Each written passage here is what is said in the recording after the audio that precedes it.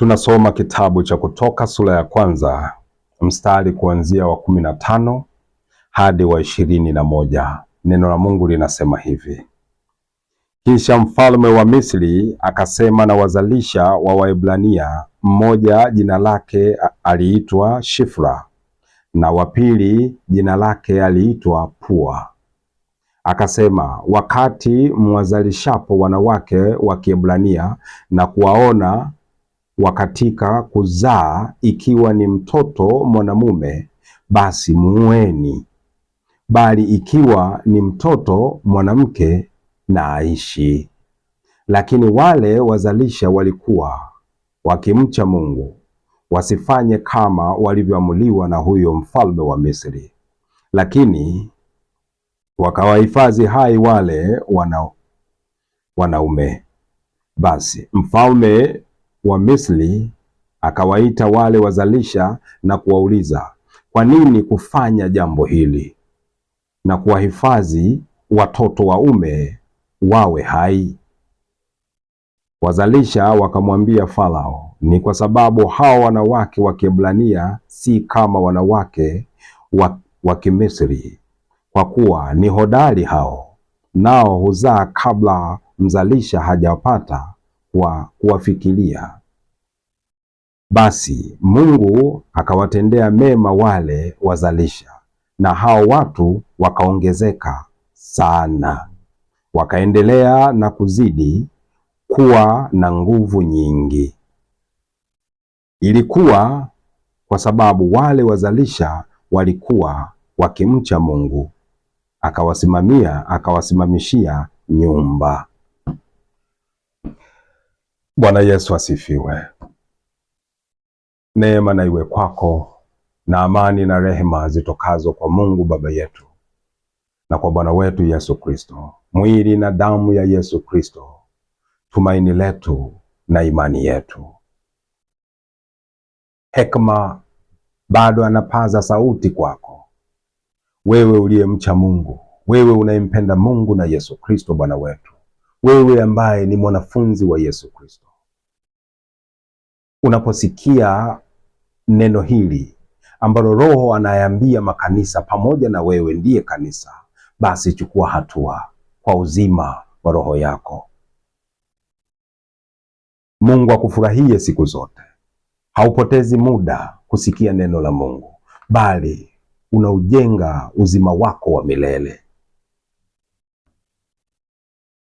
Siku zote vita ya Farao mfalme wa Misri dhidi ya Mungu ni kwa sababu ya watu wa Mungu. Vita ya Farao mfalme wa Misri dhidi ya Mungu ilikuwa ni kwa sababu ya watu wa Mungu, ya wacha Mungu. Kwa sababu Farao hakutaka kuona Waebrania wa Israeli, watu wa Mungu, wanaongezeka kiasi kikubwa vile, wanapata nguvu kiasi kikubwa vile. Farao hakutaka hiyo, hakutaka kuona wala kusikia habari hiyo. Watu wa Mungu wanaongezeka na wanapata nguvu, wanaifunika dunia. Misri inafunikwa kwa watu wa Mungu. Farao mfalme hakupenda hiki kitu, basi akaamuru kwamba hawa wacha Mungu, hawa wana wa Mungu wateswe. Tena wanapozaa hawa wanawake, wana wa Mungu wanapozaa watoto wa kiume, hawa watoto wauawe, na watoto wa kike basi wahifadhiwe hai, ili kupunguza uzao wenye nguvu wa wana wa Mungu. Farao hakufanya hivi kwa Wamisri. Hakufanya hivi kwa Wamisri. Hakuwapinga Wamisri kwa sababu Wamisri ni watu wake, wanatii amri zake. Ila yeye ni adui wa Mungu muumba mbingu na nchi, na watu wake na wanawake, yaani watoto wake. Kwa hiyo mfalme wa Misri hakutoa hii amri kwa wana wa Misri kwa sababu hana shida na wana wa Misri. Wana wa Misri wanamtii yeye, hawamtii Mungu wa mbingu na nchi. Kwa hiyo hawa ni wake, lakini wale ambao hawamtii Mungu wa mfalme wa Misri, hiyo miungu, wanamtii Mungu wa mbingu na nchi, hawa ndio anaofanya kazi kuwaangusha. Na wakati huo naye Mungu amesimama kuwatetea watoto wake. Siku zote iko hivyo. Hili ndilo neno lililoko sasa hivi. Kwa hiyo maneno haya yalikuwa ni unabii. Mungu anasema ndivyo itakavyokuwa nyakati zetu hizi. Farao mfalme anawakilisha shetani, ibilisi, mungu wa dunia hii, mfalme wa dunia hii, mfalme wa giza, mfalme wa mauti.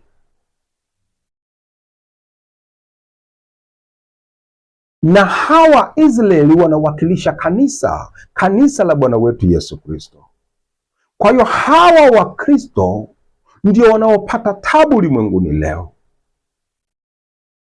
na hawa wazalishaji wa wanawake wa Kiebrania wanawakilisha watumishi wa Yesu Kristo. Hawa ndio wazalishaji wanaoleta uzao wa Bwana wetu Yesu Kristo kuwa mwingi. Hawa Shifra na Pua, hawa ndio watumishi, wachungaji, hawa wanafunzi wa Yesu Kristo, hawa wanaofanya kazi ya kuzalisha uzao wa Mungu uongezeke, uzao wa Bwana wetu Yesu Kristo uongezeke, Wakristo wapate nguvu ulimwenguni. Na ndivyo ilivyo hata leo.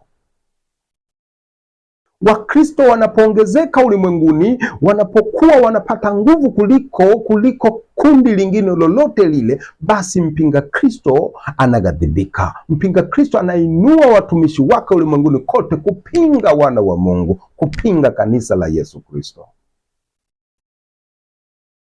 Kwa hiyo Shifra na Pua ndio watumishi waaminifu wa Bwana wetu Yesu Kristo walioko ulimwenguni kote. Hawa wanafanya kazi ya kuhubiri injili ya kweli ya kuokoa watu, kuwaleta kwa Kristo, na huo ndio uzao wanaozalisha. Kwa hiyo Pua na Shifra ni unabii kwamba watakuwako watumishi wa Yesu Kristo waaminifu katika ulimwenguni kote, watakaofanya kazi ya kuhubiri injili takatifu ya kuleta watu wengi kuwa wana wa Mungu. Uzao wa Yesu Kristo utaongezeka. Hawa ni watumishi walioko ulimwenguni kote, wanafanya kazi ya Bwana wetu Yesu Kristo kama walivyofanya mitume wa Bwana wetu Yesu Kristo. Hawa wanafunzi walivyofanya kazi ulimwenguni kote kuwaleta watu wengi kuwa uzao wa Yesu Kristo. Na sasa ndivyo tulivyo ulimwenguni humu.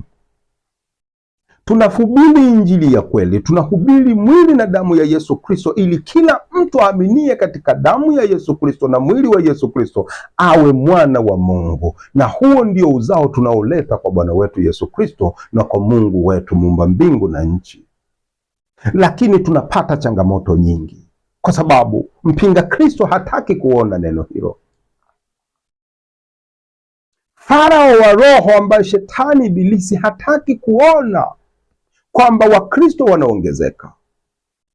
Hataki kuona neno la kweli la Yesu Kristo linahubiriwa na watu wanazidi kuokolewa kuwa wana wa Mungu. Shetani ibilisi hataki kuona hilo.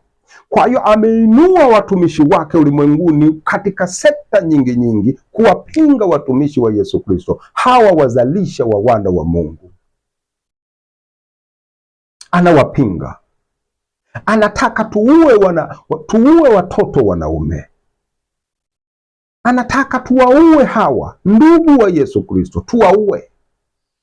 Hatuwezi kuua, sisi ni watumishi wa Mungu, ni waaminifu, ni wacha Mungu. Kwa tutahubiri injili ya kweli ili kuleta ndugu zetu wawe nao ni ndugu zetu kwa Yesu Kristo.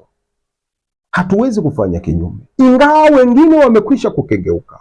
Wamepokea amri ya Farao wa roho, shetani ibilisi, na wamepewa ofa na shetani ibilisi. Wamepewa fedha na mali ili kuua watoto wa kiume wanaozaliwa kwa Yesu Kristo, yaani Wakristo wasizaliwe. Watumishi wengine wamekwisha kukengeuka, hawapiti njia ya Shifra na Pua, wanapita njia ya Yuda Iskariot. wamepewa hongo, wamepewa rushwa, wamepewa fedha na mali, wamepewa majumba na magari, wahubiri hayo makanisani ili kuzuia uzao wa Yesu Kristo usiongezeke. Sasa wanahubiri fedha na mali makanisani badala ya kuhubiri mwili na damu ya Yesu Kristo, ili mtu akiamini katika hiyo aitwe mwana wa Mungu, afanyike kuwa mwana wa Mungu, afanyike kuwa mwenye haki, Mkristo mtakatifu. Sasa wanahubiri fedha na mali walioipata kwa farao wa roho, ambaye ndiyo shetani ibilisi. Wamepewa rushwa. Yuda Iskarioti alipewa rushwa, kwa tamaa yake akapewa fedha na mali ili kuchafua damu ya Yesu Kristo. Akahudhuria mezani pa Bwana wetu Yesu Kristo akiwa na fedha na mali amezishika mkononi. Bwana wetu Yesu Kristo akasema, mmoja wenu atanisaliti. Akamnena Yuda kwa sababu ana kitu ambacho sicho cha Bwana wetu Yesu Kristo, ana kitu ambacho siyo injili ya Yesu Kristo. Hicho kitu cha Yuda Iskarioti alichokishika kukichukua kutoka kwa mpinga Kristo ndicho kilichomwangamiza, na ndicho sahivi kinachohubiriwa makanisani. Wanapita njia ile ile.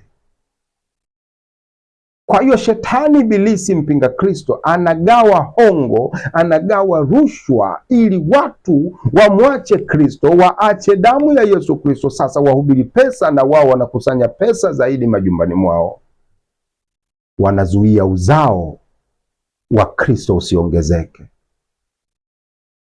Lakini sisi tunamhubiri Yesu Kristo aliyesulubiwa msalabani. Kwa hiyo kama tunamhubiri Yesu Kristo aliyesulubiwa, tutahubiri mwili na damu ya Yesu Kristo iliyomwagika msalabani, mwili uliopigwa msalabani kwa ajili ya dhambi zetu, na damu iliyomwagika msalabani kwa ajili ya dhambi zetu. Hicho ndicho tunachojua. Tunahubiri mwili na damu ya Yesu Kristo, na kila aminie katika mwili na damu ya Yesu Kristo ana uzima wa milele. Huo ndio uzao wa Yesu Kristo. Hii ndiyo kazi ambayo Shifra na Pua waliifanya, na wakamfurahisha Mungu zaidi, na Mungu akawalinda, akawajengea nyumba. Ni unabii umetimia leo. Maandiko haya matakatifu kiangalia ni kama matukio tu, matukio yaliyotokea, lakini Mungu ana hekima ya juu. Anatabiri kupitia Shifra na Pua Misri kwamba zamani zijazo kutakuwako na watumishi wangu wa kweli kama Shifra na Pua, watakaolihudumu neno langu na kuleta uzao mwingi kwa Wakristo wengi, kwamba watakaowaleta watoto wengi kuwa Wakristo, watakaowafanya wanadamu wengi kuwa Wakristo kwa neno langu la msalaba. Lakini pia wako watakaokengeuka, hawatapita njia ya Shifra na Pua. Hawa watapewa hongo, watapewa rushwa kama Yuda Iskarioti alivyopewa hongo, akanajisi neno la Mungu kwa kile kitu najisi kutoka kwa mpinga Kristo.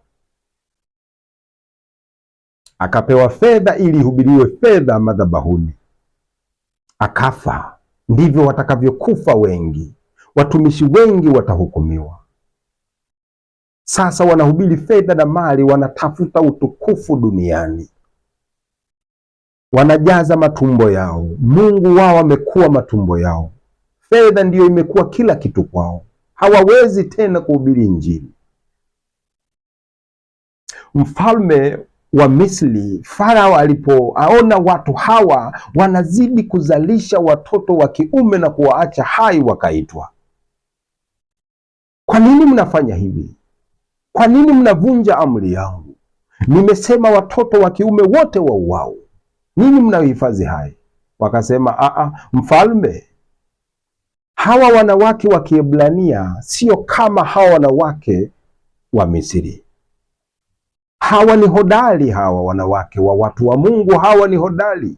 Kabla hatujafika kuwadhalisha, wamekwisha kuzaa. Mungu akawahifadhi. Mfalme wa dunia hii mfalme wa giza anawashutumu na kuwalazimisha watumishi wa kweli wa Bwana wetu Yesu Kristo ili wasihubiri neno la uzima, wasihubiri neno linaloleta uzao kwa Yesu Kristo, wasihubiri neno linalowafanya wanadamu kuwa wana wa Mungu, kuwa Wakristo wenye kuulisi uzima wa milele. Wanazuia hilo. Hawataki kuona sisi tuhubiri neno la Mungu. Hawataki kuona, shetani hataki kuona, anakelwa na hicho kitendo. Tunapohubiri injili ya kuwafanya watu wote wawe mali ya Yesu Kristo, watu wote wawe wana wa Mungu, waitwe watakatifu wenye haki kwa ajili ya kuulisi uzima wa milele, shetani hapendi hivyo. Sasa anainua watumishi wake ulimwenguni kwa ajili ya kupinga hawa watu wa Mungu.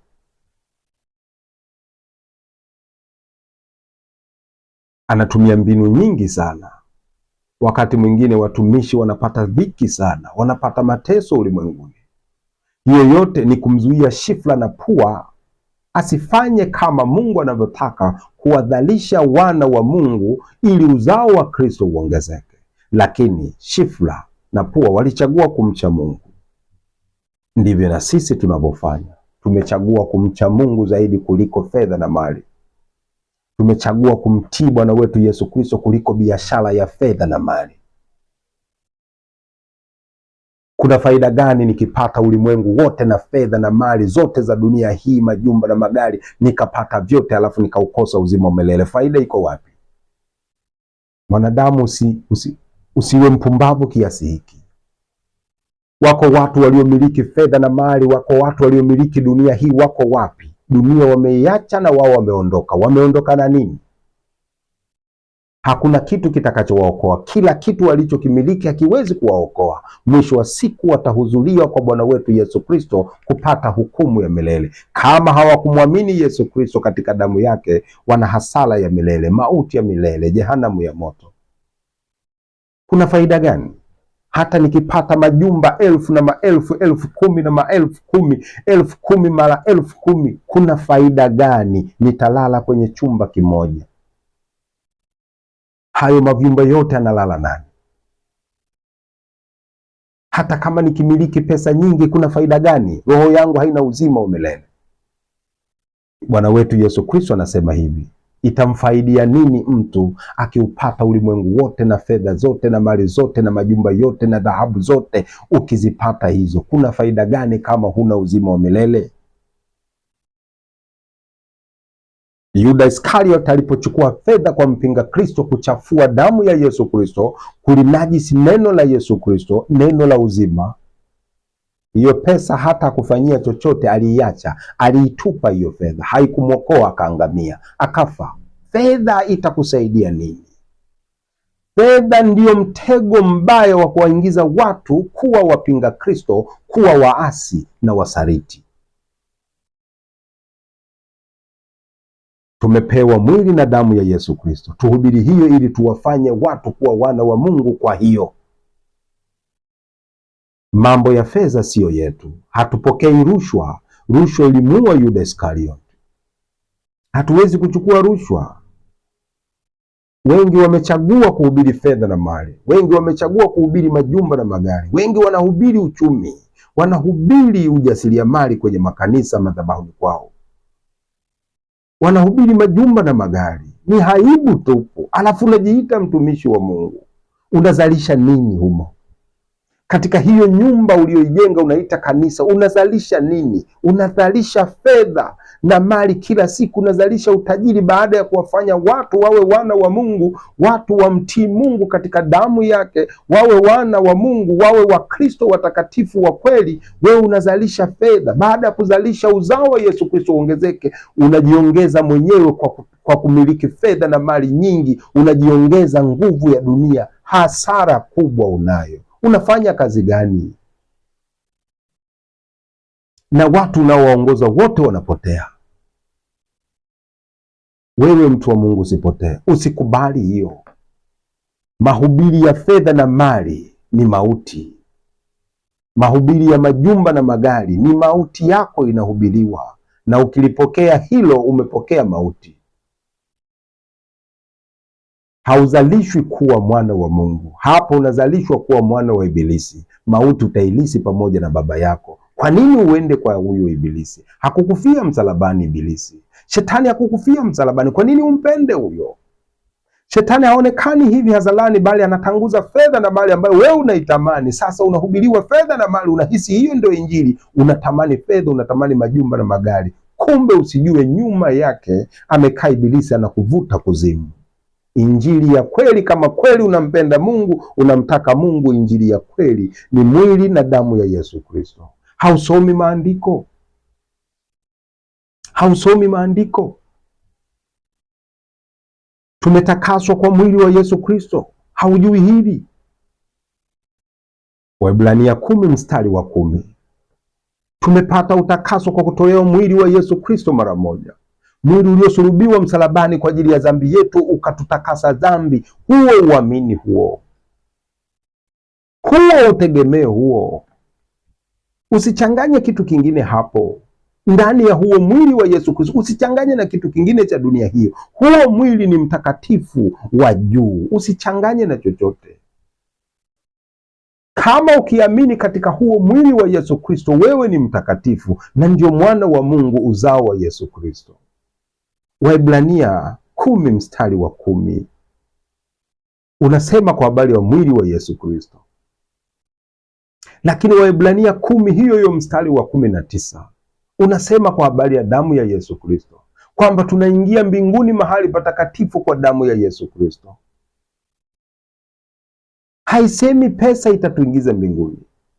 Hakuna injili inayosema fedha na mali ndio itatuingiza mbinguni. Hakuna injili ya namna hiyo. Biblia haisemi majumba na magari yatatuingiza mbinguni.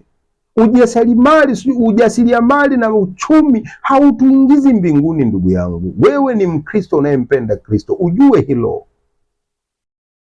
Biblia inasema mwili wa Yesu Kristo tumetakaswa kwa huo, na damu ya Yesu Kristo ndio itakayotuingiza mbinguni. Haisemi fedha na mali, haisemi majumba na magari, bali katika Biblia panasema hivi: siku ile ya ghadhabu, siku ile ya hukumu itakapokuja, Bwana wetu Yesu Kristo atakapohukumu ulimwengu wote na wanadamu wote, watatupa fedha zao katika njia kuu. Fedha yao na dhahabu zao hazitawaokoa siku ya ghadhabu ya Mungu. Ulioni hilo neno? Ezekieli 7 mstari wa 19 inasema hivyo. Kwa nini umechagua kusikiliza mahubiri ya fedha na mali, ambao unajua faida ya kusikiliza hayo na kuamini katika hayo ni mauti ya milele? Kwa nini unafanywa kuwa mpuuzi namna hii na mjinga? Kwa nini unamtesa Yesu Kristo namna hii, aliyekufia msalabani akamwaga damu yake? Kwa nini unaizalau damu ya Yesu Kristo namna hii, kwa kukumbatia fedha na mali kwamba hiyo ndiyo injili? Kilichomwagika msalabani sio fedha na mali. Kilichomwagika msalabani kwa ajili ya msamaha wa dhambi zako ni damu ya Yesu Kristo. Kwa nini unaidhalau damu ya Yesu Kristo kiasi hiki na kusikiliza mafundisho ya fedha na mali? Ndugu yangu, badilika, badilisha moyo, chukia fedha kabisa. Hatuingii mbinguni kwa fedha na mali. Mahubiri hayo ni wizi mtupu, utapeli na dhuluma. Watu wametamani fedha na mali, wao wanakusanya fedha na mali. Ibilisi anakusanya roho zenu zote, zinaenda kuzimu. Alafu wewe hapa unajifariji, unasema ni Mkristo. Mkristo gani unahubiriwa fedha na mali? Mtumishi gani wa Mungu unahubiri fedha na mali? Wewe ni mtumishi wa Mungu kiasi gani? Unatoka wapi? Injili ya Yesu Kristo sio fedha na mali, sio dhahabu, sio majumba na magari. Ni mwili na damu ya Yesu Kristo. Kwa nini unaizalau damu ya Yesu Kristo namna hii, iliyomwagika kwa ajili yako, kwa ajili ya utakaso wako wewe mwenyewe? Kwa nini unaizalau namna hii? Unawezaje kukaa kwenye kanisa ambalo unasikiliza fedha na mali inahubiriwa, majumba na magari inahubiriwa, alafu unasema wewe ni Mkristo, umetoka kanisani? Ni hatari kubwa. Watu hao wanaohubiri fedha na mali hawapiti njia ya shifra na pua, hawadhalishi watu kuwaleta kuwa wana wa Mungu, bali wanafanya kuzuia uzao wa Wakristo usiongezeke. Ndio maana wanahubiri fedha na mali, hawawezi kuhubiri damu ya Yesu Kristo. Watafanywa nini siku ya mwisho kwa kuidhalau damu ya Yesu Kristo kiasi hiki? Watafanywa nini? Haujui. Na wewe unayesikiliza watumishi kama hao wanaohubiri fedha na mali, wanaidhalau damu ya Yesu Kristo na wanakufanya wewe uidhalau damu ya Yesu Kristo kwa kukupandia tamaa ya kusikiliza mahubiri ya fedha na mali, majumba na magari, utafanywa nini ndugu yangu? Nikuambie kitu kimoja. Ujio wa kwanza wa Bwana wetu Yesu Kristo alikuja kama kondoo. Unaijua tabia ya kondoo? Ni mpole. Ukimpeleka huku anakwenda, ukimpeleka huku anakwenda. Hana vita. Amekuja kama mwana kondoo asiye na shida kabisa. Ujio wa kwanza wa Yesu Kristo hapa duniani amekuja kama mtu aliyejaa upendo kiasi gani? Amekuja kama upendo wa Mungu, sio wakati wa kuangamiza huu. Amekuja, huu ni wakati wa kuokoa, kumfanya kila mtu awe mali ya Mungu. Amekuja kama mnyenyekevu mpole, kuwabembeleza watu wawe na uzima wa milele kwa yeye. Hata alipopigwa makofi hakurudisha, hata alipotemewa mate hakurudisha. Kwa sababu gani? Amekuja kama upendo wa Mungu. Bado kuna nafasi ya kusamehewa dhambi zote wanadamu wanazofanya. Amekuja kama kondoo asiyeweza kufanya lolote. Lakini ujio wa pili haji kama kondoo. Ujio wa pili ni hatari. Ujio huo anakuja kama simba au ngurumaye. Hapo ndipo anaposema yeye, kutatokea kilio na kusaga meno. Mara ya kwanza amekuja duniani kama kondoo tu, upendo wa Mungu, ukimfanyia chochote anasamehe. Na ndio sasa hivi huu muda bado amekuwa kama kondoo tu, anasamehe chochote kile. Huu ndio wakati wa kusamehewa, huu ndio wakati wa kuomba msamaha na kurudi katika kuiamini damu yake. Bado hajafunga wakati. Lakini mara ya pili atakapokuja kulichukua kanisa, haji kama kondoo, anakuja kama mfalme simba, na ndio hukumu inapita. Anasema hapo patakuwa na kilio na kusaga meno. Wewe unataka kukutana na ghadhabu ya Mungu? Wewe unataka kukutana na hasira za Bwana wetu Yesu Kristo? Kwa nini? Amekufa, amepigwa, amedhalilishwa, amevuliwa nguo, amekuwa kama kondoo mpumbavu kiasi hicho. Lakini mara ya pili, ndugu yangu, haji kwa tabia hiyo. Ndio maana imeandikwa, atafanywa nini yeye anayeidharau damu ya Yesu Kristo? Unaulizwa wewe, ndugu yangu, jiulize mwenyewe, utafanywa nini wewe unayependa kusikiliza mafundisho ya fedha na mali, ujasiriamali, minada, biashara kwenye makanisa, unaacha kusikia damu ya Yesu Kristo? Utafanywa nini? Tusome mara moja katika kitabu cha Waebrania. Kitabu cha Waebrania sura ya 10 mstari wa 29 unasema hivi: mwaonaje? Haikumpasa adhabu iliyo kubwa zaidi mtu yule aliyemkanyaga mwana wa Mungu na kuihesabu damu ya agano aliyotakaswa kwayo kuwa ni kitu ovyo na kumfanyia jeuri Roho wa neema? Utafanywa nini siku ya mwisho? Wewe unaidharau damu ya Yesu Kristo, wewe unaidharau damu ya Yesu Kristo na kupenda kusikiliza mafundisho ya fedha na mali ambayo siku ya mwisho haitamwokoa yoyote hiyo fedha. Mtume Petro anasema hatukusamehewa au hatukukombolewa kwa fedha na mali za dunia, hata zihubiriwe hizo kwa watu, bali damu ya Yesu Kristo. Anasema katika waraka wake wa kwanza sura ya kwanza mstari wa 18 na wa 19, damu ya Yesu Kristo. Leo watu wanahubiriwa fedha na mali, majumba na magari. wakifanya damu ya Yesu Kristo ni kitu ovyo, watafanywa nini siku ya mwisho? Wewe mtumishi wa Mungu usiwe hivi. Wewe unayenisikiliza usiwe hivi. Badilika.